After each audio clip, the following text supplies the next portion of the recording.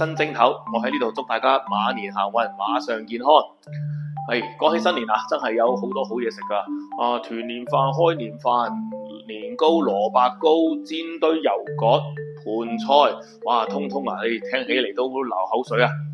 咁不過呢啲就比較多油啦、多肉啦，又比較黏黏溜溜嘅食物咧，喺我哋中醫嚟講屬於叫做肥甘厚味呢種咁樣類型嘅食物噶，其實都幾容易滯、幾傷脾胃噶。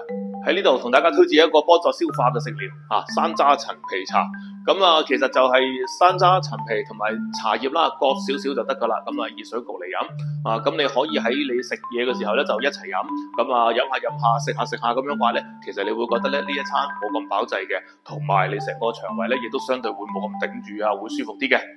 不過有啲朋友佢就我都冇乜點食過嘢，但係我就係覺得好容易滯，食少少我就已經個胃頂住脹住，甚至會胃痛添。咁我點搞啊？頭先嗰個茶係咪啱我飲啊？咁就梗係唔係啦。呢種人咧其實係個消化力有啲弱，咁但係問題係個身體有時候食物落到嚟，佢想勉強去消化。咁當佢勉強消化，成個胃咧就緊張咗、揦實咗、黏住咗啦。咁於是乎就好唔舒服啦。